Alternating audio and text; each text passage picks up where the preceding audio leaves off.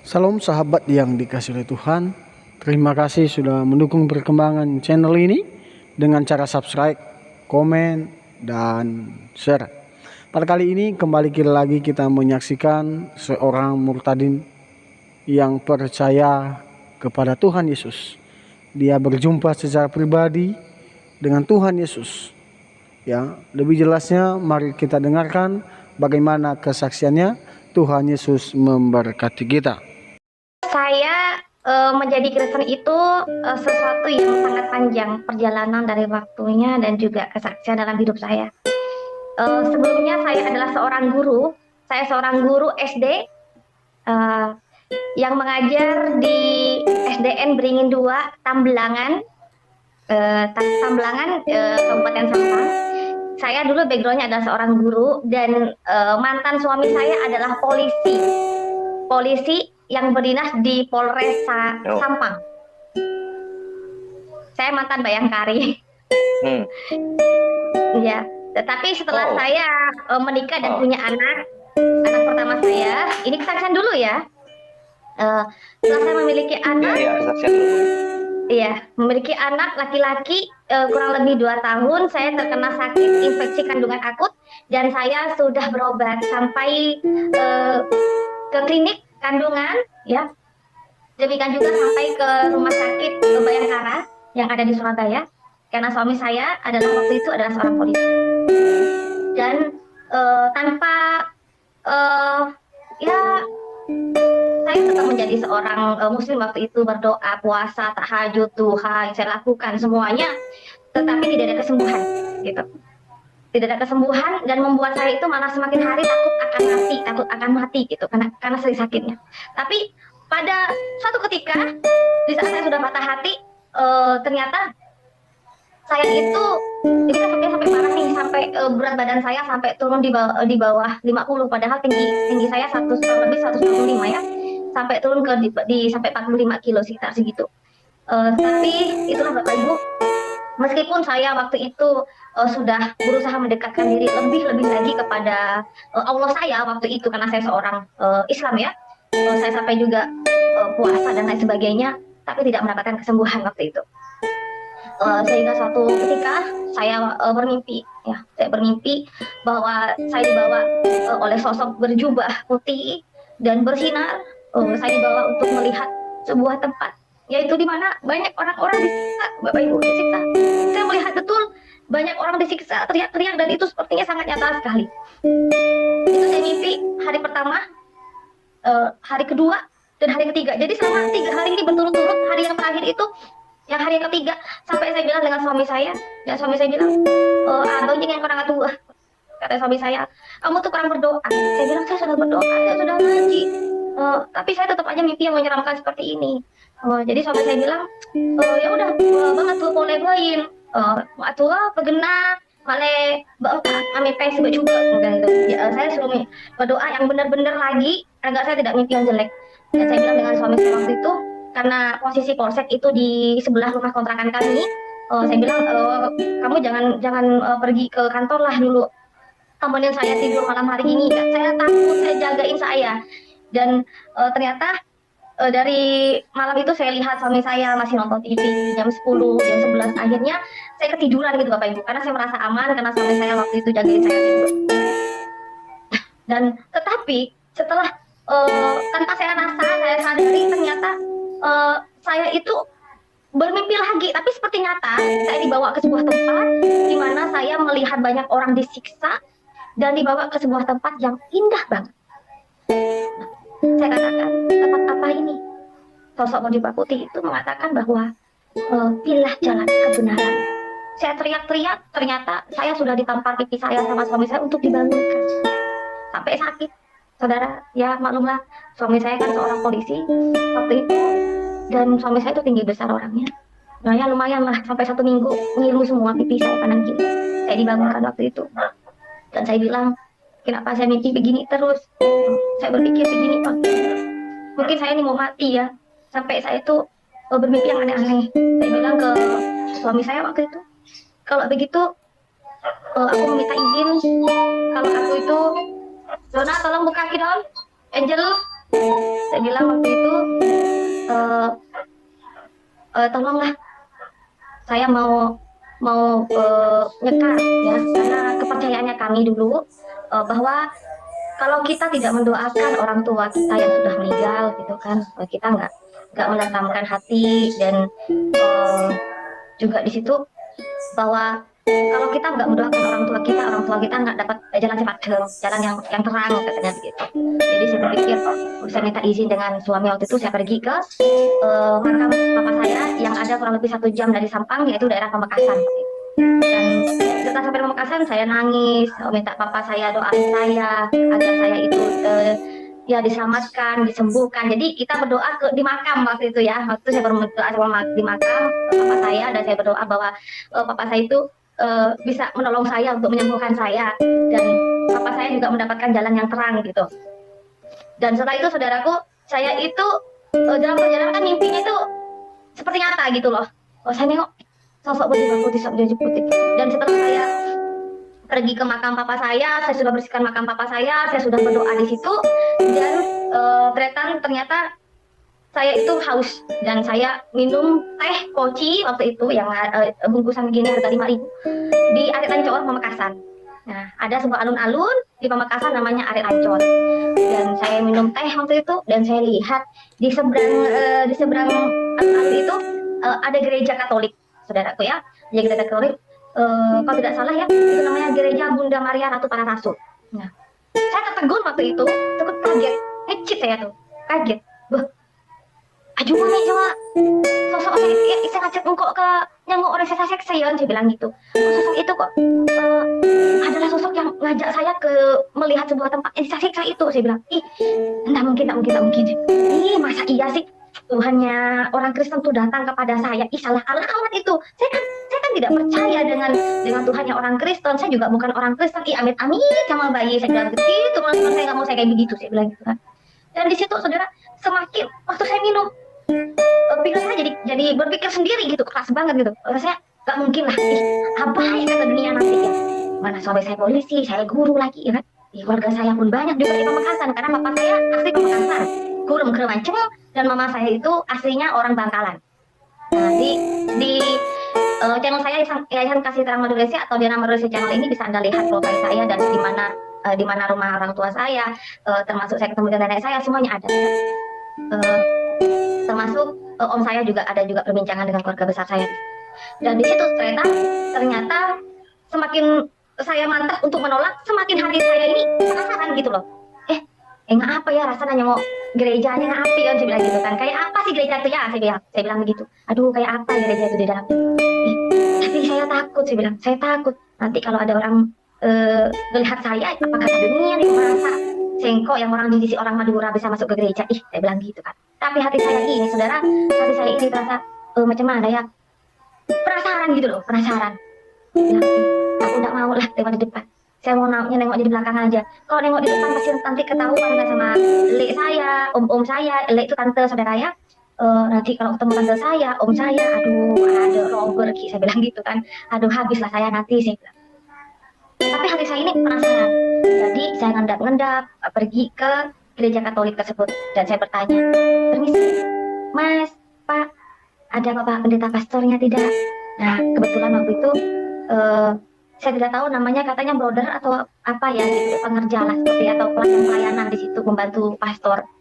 Beliau mengatakan kalau pendeta tidak ada ibu, tapi yang ada itu Romo sedang pelayanan khusus menep. Beliau bilang, oh iya, saya bilang, bisakah Mas saya mau masuk ke gereja Mas? Saya dilihat gitu Bapak Ibu ya, saya dilihat orang tersebut rasa aneh menengok saya ini kok mau masuk ke gereja, ada apa. Dan waktu itu tahun 2004, saat itu ada lagi panas-panasnya lagi dalam keadaan kisah dari bom Bali ya, bom Bali. Dan saya dilihat seperti aneh gitu, dilihat dari atas ke bawah, dari atas ke bawah, ini ngapain orang perempuan yang mau ke dalam gereja kan, lagi saya pakai ransel gitu. Jadi saya dimintain keterangan, mana ada surat pengenalnya, saya kasihkan KTP, tambah lagi orang itu merasa kaget gitu loh. Loh, ini kok ibu kan orang Islam, ngapain mau masuk ke gereja? Saya bilang, saya kan cuma pengen tahu gereja itu kayak apa. Maaf ibu tidak bisa, karena masuk ke gereja ini bukan untuk orang umum, kita untuk ibadah. Dia kata, mas, di mana-mana ya. Kalau kita nih, waktu itu kan saya Islam ya. Ya, saya bilang, kalau kita ini didatangin sama orang yang bukan Islam, orang Kristen, pengen tahu kita sholat, pengen tahu kita ibadah, pengen tahu itu bagaimana kita ibadah nih orang Kristen. Mereka senang loh. Kenapa kita nih cuma pengen tahu masuk ke gereja? Oh tak bagi, saya bilang. Oh tak bisa. Akhirnya karena saya bersikeras, saya dimintain suruh buka tas saya, tas ransel saya, terus jaket saya waktu itu dan helm saya di situ ditaruh dan saya ditanya maksud tujuannya apa. Saya cuma mengatakan saya pengen tahu isi gereja itu kayak apa karena saya betul-betul penasaran banget kayak apa gitu loh. Kok bisa sih sosok yang berjubah putih yang membawa saya itu kok ada di spanduknya di depan di situ gitu loh. Saya penasaran aja kayak apa ya, tempat apa sih gereja itu kayak apa gitu. Itu jadi dalam pikiran saya harus masuk, saya pengen tahu gitu. Tapi atas saran dari brother tersebut atau pengerja dari gereja Katolik tersebut mengatakan bahwa saya harus menghafalkan doa Bapa Kami dan saya disuruh menghafalkan doa Salam Maria. Saya bilang, saya ini kan tidak masuk ke Kristen. Saya cuma pengen tahu isi dalam gereja kayak apa itu aja. Tapi beliau bilang bahwa saya harus tetap menghafal dan saya minta bahwa ya udah kalau begitu ya mana lah bukunya, saya pengen menghafal. Saya disuruh kembali lagi seminggu kemudian Bapak Ibu. Dan setelah itu saya pulang dan saya berusaha menghafal. Cuma karena saya itu masih dablek ya kan, masih dablek. Saya cuma pengen tahu gereja, ngapain juga saya menghafal. Saya kan bukan orang Kristen, saya bilang begitu kan. Saya waktu itu belum paham apa itu Kristen, apa itu Katolik, ya apa itu pendeta, apa itu pastor atau romo, saya tidak tahu karena saya waktu itu posisinya masih dalam keadaan Islam. Nah, dan di situ ternyata saya bilang kepada si pengerja tersebut, saya mengatakan bahwa setelah seminggu kemudian saya ditanya, apakah ibu sudah hafal? Hafal. Saya bisa, tapi saya nggak hafal. Ya udah kalau gitu coba baca. Nah di situ saya baca tapi salah sama. Saya bilang saya nggak hafal, Mas. Saya kan bukan mau masuk Kristen. Saya itu cuma pengen tahu gereja kayak apa. Saya bilang begitu. Akhirnya karena saya bersikeras juga, Mas tolonglah, saya ini cuma pengen tahu aja, pengen lihat kayak apa sih di dalam gereja tersebut gitu. Ya udahlah, mungkin karena saya sudah terlihat memelas banget gitu ya, pengen tahu memelas banget, dan saya akhirnya dikasih kesempatan, tetapi saya harus meninggalkan barang-barang saya. Contohnya barang-barang saya itu seperti helm, ya kan, jaket, terus apakah cuma saya hanya boleh katanya bawa HP saja. HP itu pun kemarin pertamanya dilihat lihat ini. Ya udahlah kalau gitu masuk. Jangan tolong jangan memegang barang-barang apapun. Ya Mbak, kadang Ibu. Dan waktu itu kan saya masih terlihat muda ya, masih tua gitu Bapak Ibu ya. Jadi jangan pegang apa-apa. Saya bilang oke lah, saya nggak akan pegang apa-apa. Dan saya waktu baru masuk ke gereja Katolik Bundar atau para rasul yang ada di Pamekasan, saudara, hati saya langsung begini, wih, kayak gini ya, kok merinding semua, ya saya rasakan tuh merinding semua, kok begini, saya kata. Tapi waktu itu saya merasa kok, muka saya kok pegel banget, panas, rasanya gatel gitu kan. Akhirnya di belakang pintu itu, di belakang pintu gereja bagian dalam itu ada sebuah tempat air, ya Bapak Ibu, tempat air. Saya tidak tahu itu tempat apa. Dan di situ karena emasnya tadi itu bersih-bersih ya, pakai kemucing begini dibersihkan segala kursi-kursi, terus apa barang-barang di situ kursi dipakai kemucing. Saya cuci muka karena saya arau katanya. Wih, cek panas ya, arau saya Bapak Ibu. Arau itu cuci muka. Panas kan dari Sampang ke Pamekasan itu kan lumayan jauh, pakai motor sendiri lagi. Dan setelah cuci muka kelihatan nih sama mas yang bersihkan gereja tersebut. Saya dimarahin. Kan saya sudah bilang jangan pegang-pegang ini loh air suci, ini air kudus, tidak boleh untuk begini. Saya bilang apalah saya nggak tahu mas, saya pikir ini kan air untuk apa kah, wastafel kah atau apa. Saya sudah bilang jangan pegang-pegang. Saya minta maaf, malu saya kan tidak tahu, saya bilang gitu. Dan ternyata akhirnya ingat ya, boleh melihat tapi tidak boleh pegang-pegang. Akhirnya saya katakan iya dan saya nggak pegang-pegang. Saya nengok, saya merasakan sesuatu yang sangat luar biasa. Saya merasakan senang waktu itu saya melihat di dalam bagian gereja itu sangat luar biasa, cantik. Ya, gerejanya itu adalah gereja Katolik Bunda Ratu Para Rasul yang ada di Pamekasan, Bandung. Ya, tempatnya itu ada di seberang alun-alun Arek Ancol. Megah sekali gerejanya. Dan di situ saya melihat begitu banyak patung, hiasan-hiasan, pokoknya luar biasa gitu. Dan tanpa saya sadari, saya itu melangkahkan kaki saya itu naik ke atas altar. Dan setelah di atas jering-jering begini, ada gong juga, dan saya dimarahin. Turun, turun, turun, turun. Kan sudah saya bilang, jangan pegang apa-apa. Saya bilang, saya tidak pegang apa-apa, tapi kamu naik di atas altar ini. Kau tahu gak? Cuma hanya Romo, orang suci yang bisa naik ke tempat itu. Jadi, saya bilang, emangnya apa? Saya bilang begitu kan. Udah, saya aja tidak berani naik ke sana. Turun, turun, turun. Ya, saya turun. Ini mas, saya minta maaf ya mas, saya nggak tahu mas. Saya bilang begitu. Oh, yaudah, kalau gitu kita pergi keluar aja. Lihat Gua Maria. Hati Gua Maria ya, saya bilang gitu kan. Apa itu mas? Itu sebuah tempat di mana bisa di sana foto-foto. Nah, itu udah itu Gua Maria. Nah, habis setelah itu saya merasa mas, saya terima kasih ya, saya udah diterima di sini, boleh saya masuk ke gereja ini, terima kasih mas, saya kalau ada salah saya mohon maaf mas, pokoknya saya mohon maaf terus lah karena saya merasa bersalah dan saya senang bersuka cita waktu itu karena saya sudah bisa masuk gereja. Dan sejak setelah saya masuk gereja itu, pikiran saya itu selalu berarti yang datang kepada saya itu Tuhannya orang Kristen. Tapi kenapa datang ke saya? Ya, kenapa harus datang ke saya? Saya bukan orang Kristen. Saya akhirnya Bapak Ibu, rekan semuanya saudara yang dalam Tuhan Yesus Kristus, saya berpikir, apa salah? Apakah Tuhan yang orang sentuh salah sasaran ya? Salah aku ya? Saya bilang begitu. Saya bingung. Dan di saat saya tidur, itu tengah malam, ada seperti angin. Angin dingin sehingga saya terbangun. Di saat saya terbangun, saya buka mata saya noleh di pojok kamar saya. Ada sosok berjubah putih dan beliau itu mengatakan, anakku, engkau akan baik. Saya mau teriak, nggak bisa ada suara. Serasa saya mau kabur, tapi kaku semua. Badan, tangan, mulut saya kaku semua. Setelah sosok itu berjubah putih lenyap, saya bisa kabur dan saya teriak, saya pergi ke polsek ya di kantor, saya cari suami saya, tapi suami saya nggak ada karena patroli. Aduh, saya berpikir bahwa apakah itu hantu? Apakah itu masa sih Tuhan orang Kristen? Saya kan bukan orang Kristen. Ini kenapa Tuhan yang Kristen sama ke saya bilang gitu kan. Nah, di situ saya berpikir, aduh, bagaimana ini? Bagaimana? Oh, saya didatangin sama Tuhan orang Kristen. Lalu saudaraku Cica ngomong iya. Jadi setelah itu ternyata saya merenung dan saya berpikir, ini ada apa ini? Ini ada apa? Di dalam mimpi saya masih ingat jelas bahwa 3 hari berturut-turut ini lahiran kebenaran ini. Saya menangis di kamar karena suami saya nggak ada. Saya menangis. Ini saya nggak percaya kalau Tuhan yang orang Kristen datang kepada saya. Saat itu saya sakit infeksi kandungan, Bapak Ibu. Saya sakit infeksi kandungan lebih udah 1 tahun.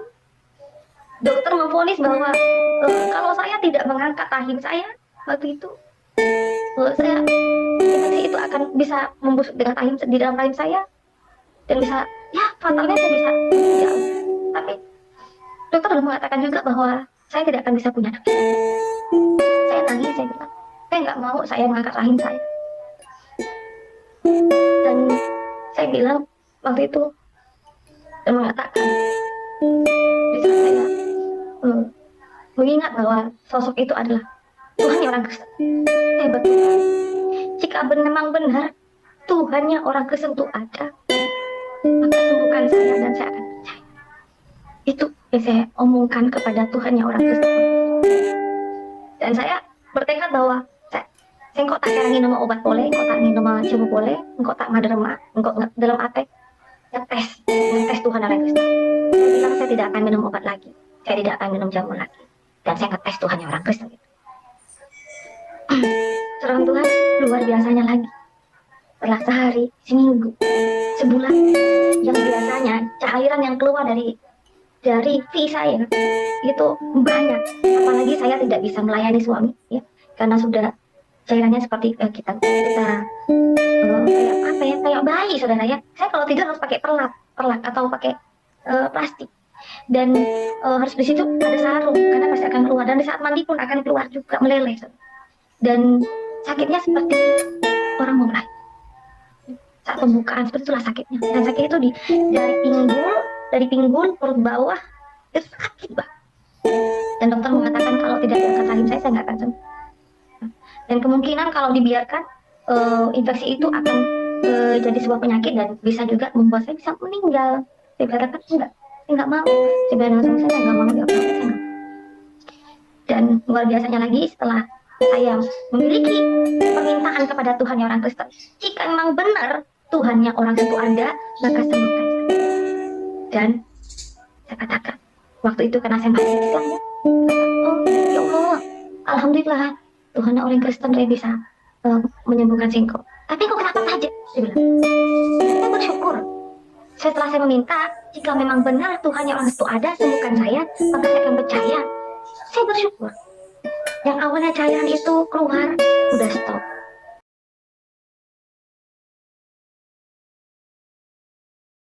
Kita sudah menyaksikan bersama bagaimana kesaksian seorang murtadin yang sangat cerdas. Dia memilih untuk percaya Yesus karena dia mengalami mukjizat secara pribadi.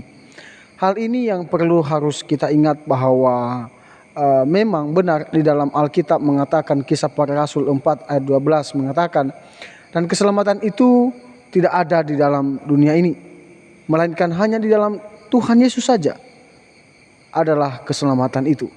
Itulah Yesus datang ke dalam dunia ini yang menembus kita manusia yang berdosa ini. Karena umat manusia ini semua orang berbuat dosa dan telah kehilangan kemuliaan Allah. Itulah tujuan Allah. Itulah tujuan Yesus datang ke dalam dunia untuk menyelamatkan kita manusia yang berdosa ini.